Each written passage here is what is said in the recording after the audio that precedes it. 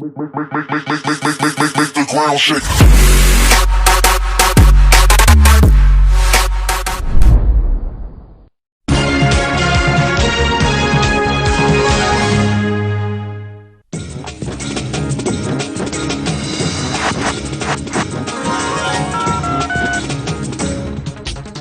नमस्कार, मी मनुष्य Patil talk time मध्ये आपलं स्वागत. आणि आज आपण चर्चा करणार आहोत एका वेगळ्या विषयावरती, म्हणजे अंगात येणं या प्रकाराबद्दल आज आपण चर्चा करणार आहोत.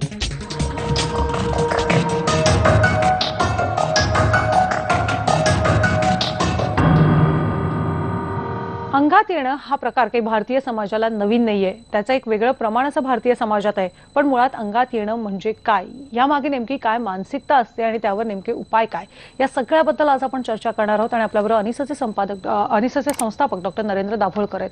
तुमचं स्वागत आहे बीर लोकमतमध्ये. आणि तुम्हाला जर त्यांना काही प्रश्न विचारायचे असतील तर तुम्ही आम्हाला कॉल करू शकता. आणि त्यासाठी आमचा नंबर आहे 022-668-99263. या नंबरवर तुम्ही आम्हाला कॉल करू शकता.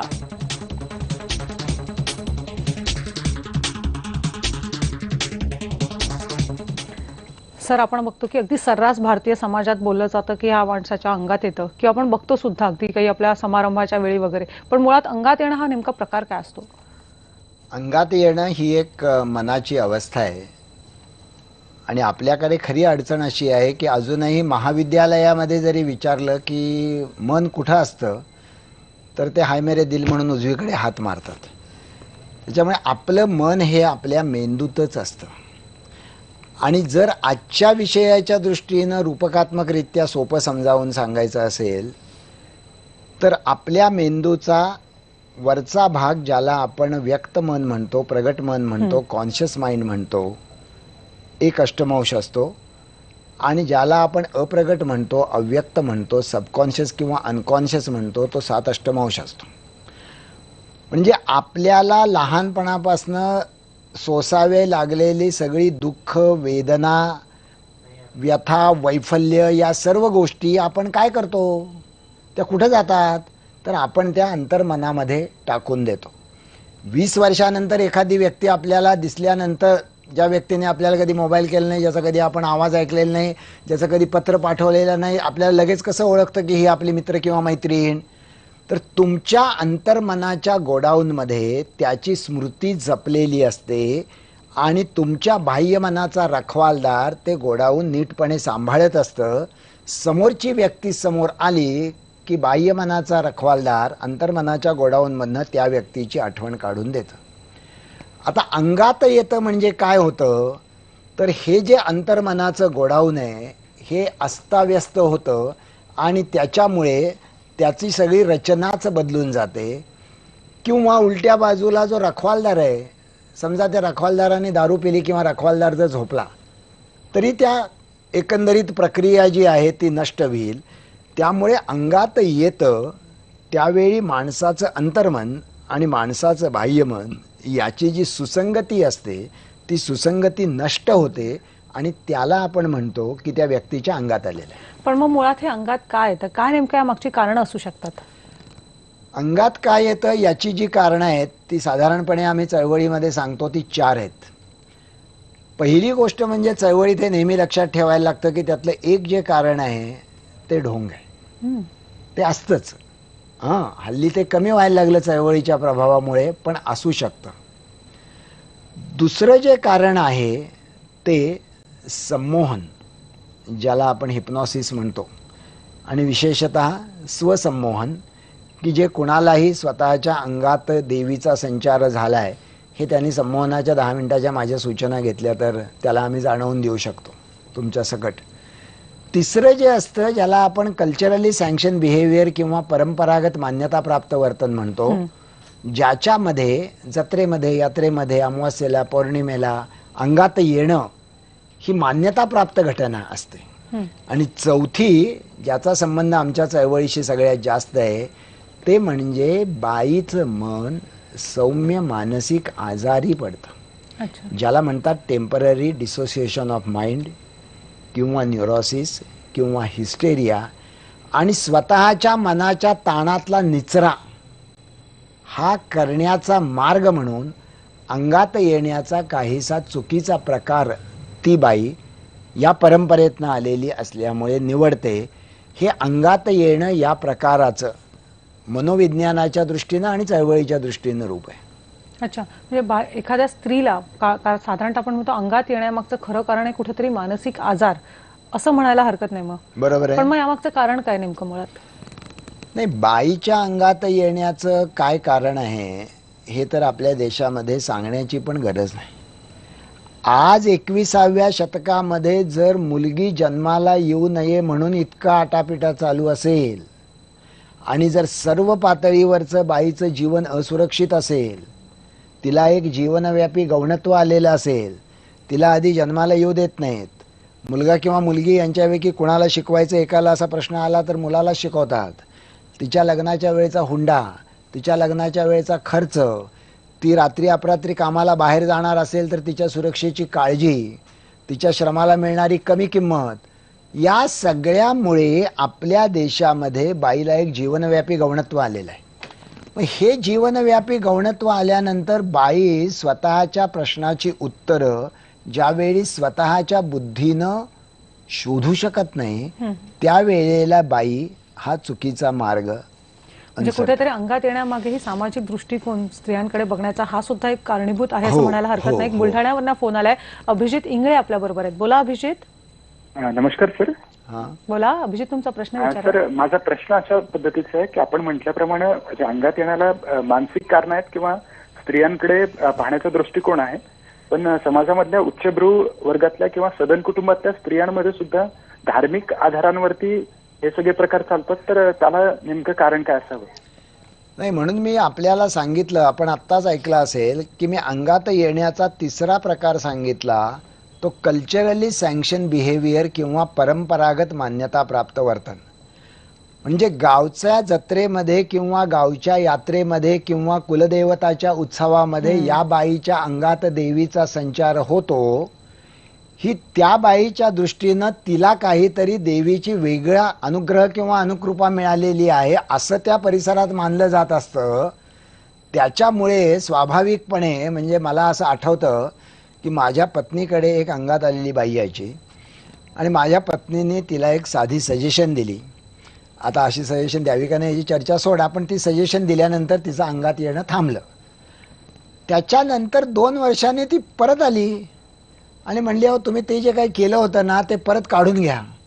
तर माझी बायको म्हणाली, का? नाही म्हणली, सगळ्या बायका मला आता विचारतात की आता 2 आपले देवीचे उत्सव झाले, तुझ्या अंगात आलं नाही, मग यावेळी तर देवी तुझ्या अंगात येणार आहे की नाही? कारण तिच्या अंगात देवी येणं हे तिला त्या ठिकाणी मिळणाऱ्या वेगळ्या मान्यतेचं लक्षण होतं. असं ज्यांना मिळतं, एक लक्षात घ्या, मी आपल्याला सांगतो की हे भारतातच होतं. म्हणजे प्रतिष्ठित बाई देखील अंगात येऊन आपली स्वतःची प्रतिष्ठा सांभाळण्याचा प्रयत्न करते. परदेशामध्ये जर प्रतिष्ठित असो, शिक्षित असो किंवा कोणीही बाईच्या अंगात यायला लागलं तर शेजार पाजारचे लोक फोन करतात डॉक्टरना की अहो या आणि हिला घेऊन जावा, हिला उपचाराची गरज आहे. महत्व वाढवण्यासाठी सुद्धा स्त्रिया अशा गोष्टी करायला लागतात किंवा अशी मानसिकता त्यांची होऊन जाते. अबोध मनाच्या पातळीवर करतात. मी असं नाही म्हणणार की त्या नाटक करतात, बरोबर, पण कुठेतरी त्यांची अशी मानसिकता होऊन जाते की आपल्याला अशा गोष्टी करणं गरजेचं आहे. एक उस्मानाबाद वरून फोन आलेला आहे. प्रज्ञा देवडीकर आपल्या बरोबर आहेत. बोला प्रज्ञा. हॅलो मॅडम, मी बोला. बोलते उस्मानाबाद जिल्ह्याहून. हा बोला.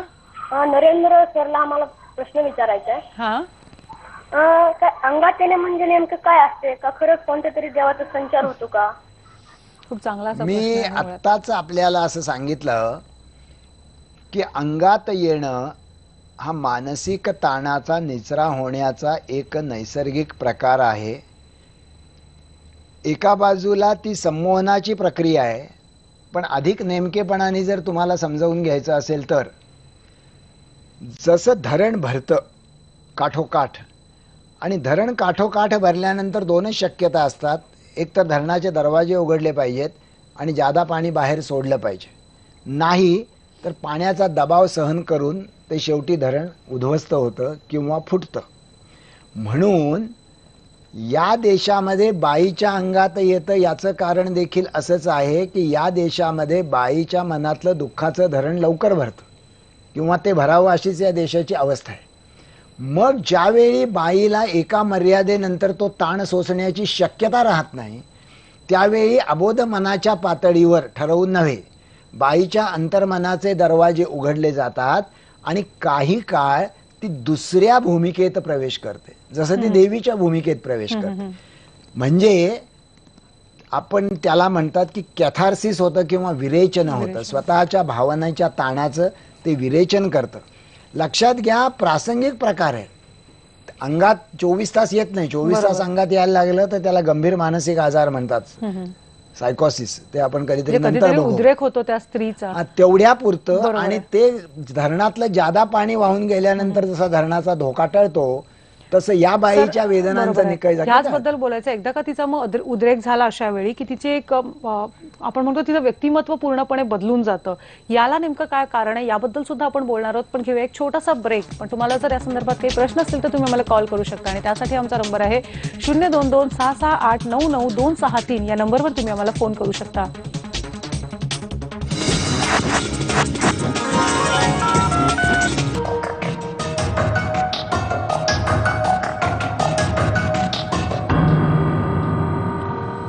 आज टॉक टाइम मध्ये आपण अंगात येणं म्हणजे काय याबद्दल आपण चर्चा करतोय. सर, अनेकदा बघतो की आपण अंगात येणं हे तुम्ही म्हणताय कुठेतरी मानसिक आजार असतो किंवा मानसिक विकृती अशी असते. पण अनेकदा असं होतं की एखाद्या स्त्रीच्या किंवा व्यक्तीच्या अंगात आल्यानंतर तिची पूर्णपणे तिचं व्यक्तिमत्व बदलून जातं. काय नेमकं मागचं कारण आहे? म्हणजे एखादी व्यक्ती अचानक दुसरी भाषा सुद्धा बोलायला लागते, असं सुद्धा समोर येतं. काय नेमकं मागचं कारण आहे? मग एक तुम्ही लक्षात घ्या की अंगात येणं याचाच अर्थ व्यक्तिमत्व बदलून जाणं. म्हणजे काही काळापुरती ती व्यक्ती दुसऱ्या व्यक्तीच्या रूपात प्रवेश करते. त्याचं कारण मात्र असतं की ती स्वतःचं तुटू पाहणारं व्यक्तिमत्व वाचवत असते. याच्यासाठी ती दुसऱ्या व्यक्तिमत्वात जाते. म्हणजे समजा लग्न होऊन 6 वर्ष झाली आणि मूल नाहीये आणि जर सासरी छळ चालू आहे तर सून बिचारी काही करू शकत नाही. ती नवऱ्याला तपासून घे सांगू शकत नाही, ती सासूचा छळ थांबवू शकत नाही, शेजाऱ्या पाजाऱ्यांचे टोमणे टाळू शकत नाही, नवरा दारू पिऊन मारतो ते थांबवू शकत नाही. मग एखाद्या शुक्रवारी कधीतरी दाटून आलेल्या संध्याकाळी देवीची चाललेली आरती ती ऐकते आणि अचानकपणे तिचा चेहरा बदलतो, हावभाव बदलतो. ती स्वतःच्या पदराचं भान विसरते, केस मोकळे सोडते, तिचे हात असे वर जातात आणि ती घुमायला लागते. हे सगळं ती काय करते? तर या सगळ्यामध्ये तुम्ही म्हणला तसं काही काळापुरती ती देवी बनते. म्हणजे तिच्या अबोध मनाच्या पातळीवर ती देवीच्या भूमिकेत जाते. याचा काय फायदा आहे? नंबर 1, त्या दिवशी शेजारी पाजारी येऊन तिला कौतुकाने प्रश्न विचारतात कारण तिच्या अंगात देवी आलेली असते. नंबर 2, सासू काय हवं नको त्याची चौकशी करते कारण तिच्या अंगात देवी आलेली असते. त्याहीपेक्षा महत्त्वाचं म्हणजे नवरा दारू पिऊन आला तरी रोजच्यासारखी तिला मारहाण करत नाही कारण डायरेक्ट देवीला मार लागायचा धोका असतो. म्हणजे ती स्वतःचं तुटू पाहणारं व्यक्तिमत्व एका अन्य भूमिकेत जाऊन काही काळ वाचवण्याचा प्रयत्न करतं. आपलं मन हे अशा वेगवेगळ्या पातळीवर जे वावरतं त्याच्यामधनं तुम्ही जो दुसरा प्रश्न विचारला की कशी भाषा बोलतात हे लोक, लक्षात घ्या कुठलीही भाषा कधीही ऐकल्याशिवाय बोलता येत नाही. जगात भाषा ऐकल्याशिवाय बोलता येण्याची सिस्टीमच नाही. याच्यामुळे या देशामध्ये कितीही पॉवरफुल देवी अंगात आलेली बाई चिनी बोलत नाही, जपानी बोलत नाही, फ्रेंच बोलत नाही, जर्मन बोलत नाही. ती जास्तीत जास्त बंगाली बोलते, हिंदी बोलते, उर्दू बोलते, कन्नड बोलते आणि क्वचित इंग्लिश बोलते. ही तरी भाषा त्यांना कुठनं येते? तर ज्या कुणा बाईंका अंगात येत असेल तुम्ही जर ती भाषा टेप केली आणि तुम्ही जर बघितलं तर तुमच्या असं लक्षात येईल की त्याच्यामध्ये फक्त काही शब्द जे आहेत ते शब्द कॉमन आहेत, एखाद दुसरं वाक्य सुसंगत आहे आणि बाकीचं जे सगळं आहे ते अर्थहीन आहे. पण अगदी अशिक्षित बाई देखील जर फाड फाड फाड काहीतरी इंग्लिश बोलती असं म्हटल्यानंतर क्षणभर आपल्याला असं वाटतं की या बाईमध्ये कुठल्या तरी अशा शक्तींनी संचार केलेला आहे ज्याला आपण देवी म्हणतो वा दैवी म्हणतो की ज्याच्यामुळे ते. पण आता आपण हा जो मुळात विषयाकडे बघितलं की अंगात येणं एखाद्या स्त्रीच्या अंगात येतं किंवा एखाद्या पुरुषाच्या अंगात येतं, त्याला त्याचे फॅमिली, त्याचं कुटुंब आणि समाज सुद्धा तेवढाच जबाबदार असं म्हणायला हरकत नाही. मग नाही, अगदी बरोबर आहे. पण हे कसं आहे की दोन्ही बाजूनं विचारात घेण्याची गोष्ट आहे की बाईच्या अंगात येणं याच्यापैकी अर्थातच परंपरागत मान्यताप्राप्त वर्तन किंवा संमोहन या दोन्ही अंगात येण्याबद्दल मी बोललो नाही. आपल्याला वेळ मिळाला तर तिसऱ्या सेगमेंटमध्ये आपण बोलू. परंतु तुम्ही जो विचारला तो प्रश्न अधिक महत्त्वाचा आहे की बाईच्या अंगात येणं याला निश्चितपणे सामाजिक किंवा कौटुंबिक परिस्थिती जबाबदार आहे. आणि ही सामाजिक किंवा कौटुंबिक परिस्थिती त्या बाईच्या शिक्षणाने किंवा समाजामध्ये बाईला आत्मप्रतिष्ठा मिळवून दिल्याने जर बदलली तर बाईच्या अंगामध्ये येत नाही. त्यामुळे आपल्याकडे सुशिक्षित स्त्रियांच्या अंगात येत नाही. ज्यांना उच्च जाती मानलं जातं त्यांच्या अंगामध्ये येत नाही. म्हणजे मला असं आठवतं की ज्यावेळी पहिली देवदासी परिषद आम्ही घेतली होती निपाणीला, त्यावेळेला त्या देवीच्या जटा आम्ही सोडवायचो. आणि त्या देवीच्या जटेला हात लावणं फार वाईट असतं. यल्लम्मा कोपते आणि जटा सोडवायला सुरुवात केली आणि 5-6 देवदासी असे जोरात घुमायला लागल्या अंगामध्ये येऊन आणि सगळे कार्यक्रम स्टॉप झाला. गौराबाई सलवादे नावाची एक देवदासी होती. तिच्यासमोर गेली, म्हणले आये तुला एक प्रश्न विचारू का? हा, तर ती देवदासीच होती. त्या अंगात म्हणले विचार म्हणले काय प्रश्न आहे? ती म्हणली की तू नेहमी महारामांगाच्या बायकांच्या अंगात कशी येतीस, वाण्या बामण्याच्या अंगात तू कशी जात नाहीस? तर हळूहळू अंगात आलेले त्या बायकांचं अंगात येणं थांबलं. म्हणजे त्या अवस्थेत देखील त्यांना कौटुंबिक पार्श्वभूमी सुद्धा याला खूप सामाजिक पार्श्वभूमी त्यांना समजू शकले. एक फोन घ्या पुढचा नागपूरवरना. संजीवनी पाटील आपल्या बरोबर आहेत. बोला संजीवनी. Hello madam. हा बोला. मला नरेंद्र सरांना एक प्रश्न विचारायचा आहे की आता सध्या फिअर फाईल ही मालिका चालू आहे झी टीव्हीवर, शनिवारी आणि रात्री दाखवतात. तर त्यामध्ये त्या व्यक्तींबाबत हे अनुभव घडतात, म्हणजे भूत लागणं, आत्मे लागणं ते दाखवतात टीव्हीवर. तर त्या जे साक्षीदार व्यक्ती दाखवतात टीव्हीवर, तर त्या बाबतीत आपण काय म्हणाल सर? ज्यांच्या बाबतीत त्या घटना घडतात की त्यांच्या भावाला आत्मा लागला किंवा बरोबर. आपण बघतो की ह्याच्यात अगदी सोशल दृष्टिकोन सुद्धा खूप महत्वाचा आहे. टीव्हीच्या माध्यमातून सुद्धा लोकांवर खूप प्रभाव पडतो. बाबतीत मी काय म्हणायचो तर एकदा मला दिल्लीवरनं असा फोन आला की आम्ही अमेरिकेतले भूताचे फोटो दाखवतोय आणि मग तुमचे आम्हाला घ्यायचा आहे फोनो. आणि त्याने मला दिल्लीला कनेक्ट केलं आणि त्यांनी मला विचारलं की आता डॉक्टर दाभोळकर आपल्या बरोबर आहेत आणि डॉक्टर दाभोळकर सांगा की तुम्हाला याच्याबद्दल काय म्हणायचंय. तर मी जोरात असं म्हटलं इट इज फ्रॉड. तर त्यांना ते अजिबात अपेक्षित नव्हतं कारण ते सगळ्यांना ऐकू गेलं असणार. ते म्हणले नाही आम्ही फ्रॉड नाही करत. मी म्हटलं तुम्ही फ्रॉड नाही, आम्ही खरे फोटो आहेत. मी म्हटलं तुम्ही फ्रॉडच करताय, तुम्ही खरे फोटो आहेत की नाही दाखवायच्या आधी आमच्याकडनं लोकांनी सुद्धा शहानिशा केल्यानंतर त्याच्यावर विश्वास आमच्यासारख्यांच्याकडनं त्यांनी नाही. बरोबर आहे. त्यामुळे असल्या ज्या गोष्टी आहेत ते दाखवणं हे मुळात चूक आहे आणि दाखवल्याच्या वेळेला निदान लोकांनी हातातला रिमोट वापरावा जास्त. बरोबर आहे. म्हणजे लोकांनीच कुठेतरी स्वतःहून त्याच्यावर विचार करणं खूप गरजेचं आहे. पण याबद्दल आपण बोलणार आहोत. पण मुळात अंगात आल्यानंतर तुम्ही जे म्हणता एक मानसिक विकृती आहे किंवा मानसिक आजार आहे त्यावर नेमके उपाय काय आहेत याबद्दल सुद्धा आपण बोलणार आहोत. पण घेऊया एक छोटासा ब्रेक. पहा फक्त IBN लोकमत.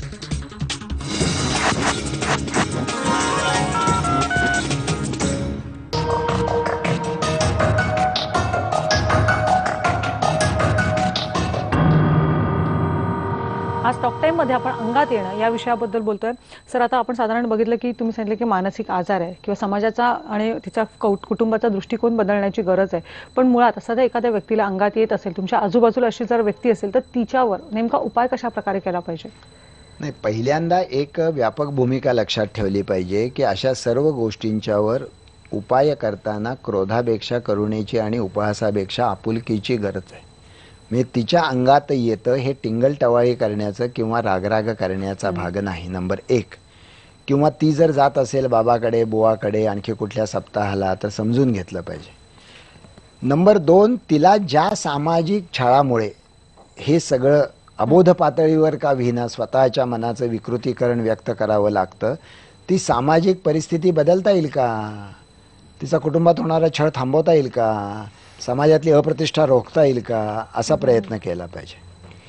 तिसरी महत्त्वाची गोष्ट म्हणजे याच्याबरोबरच तिच्या स्वतःच्या मनाला एक कणखरपणा देण्याचा प्रयत्न केला पाहिजे, ज्याला विवेकनिष्ठ उपचार पद्धती म्हणतात, की तुझ्या जीवनाच्या प्रश्नाकडे तू कसं बघ.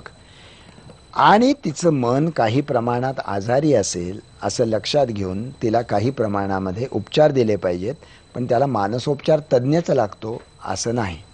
नेहमीचा फॅमिली डॉक्टर देखील जर त्याच्याकडे करुणा, सहानुभूती आणि ज्ञान असेल, आणि आम्ही आता जी मानसमित्र म्हणून कल्पना तयार करतोय मानसमित्र याचा अर्थ काय? आपल्या देशामध्ये 120 कोटी लोक आहेत आणि 4000 मानसोपचार तज्ज्ञ आहेत, त्यामुळे कधीच पुरे पडणार नाहीत. तर तुम्हाला हे सगळं माहीत असल्याचं प्रबोधन करणं, प्राथमिक पातळीवर भावनिक प्रथमोपचार करणं, जसं शारीरिक प्रथमोपचार करतो तसं भावनिक प्रथमोपचार करणं, आणि तिसरी गोष्ट म्हणजे योग्य त्या मानसिक आरोग्य यंत्रणेपर्यंत तिला पोचवणं. आता National Institute of Mental Health ही सगळीकडे चालू केलेली आहे सरकारने, म्हणजे राष्ट्रीय मानसिक आरोग्याचा प्रकल्प चालू आहे, महाराष्ट्रात आहे, प्रत्येक जिल्ह्यापर्यंत पोचलेला आहे. तेव्हा तिथपर्यंत त्या व्यक्तीला पोचवणं आणि अंगात येणं हे 21व्या शतकामध्ये महाराष्ट्रातल्या महिलेचं जगाला दिसणारं काही फारसं स्पृहणीय रूप नाही हे लक्षात घेऊन पुढच्या दशकामध्ये हा प्रश्न आणि या स्वरूपाचे कार्यक्रम देखील करावे लागणार नाहीत. अशा स्वरूपाची काहीतरी बरोबर आहे. व्यवस्था म्हणजे करणं मुळात त्याचं खरं अंगात उत्तर आहे. येणारी एखादी स्त्री असेल तर तिच्याकडे समाजाचा बघण्याचा दृष्टिकोन बदलणं खूप गरजेचं आहे. बरोबर. तिला एक आधार द्यायची गरज आहे आणि त्याबरोबर योग्य औषधोपचार द्यायची सुद्धा गरज आहे. धन्यवाद सर, तुम्ही इथे आलात. आज आपण टॉक टाइम मध्ये अंगात येणं या विषयावर बोलू. उद्या भेटणार आहोत एका नवीन विषयासह. पहा फक्त IBN न्यूज मध्ये.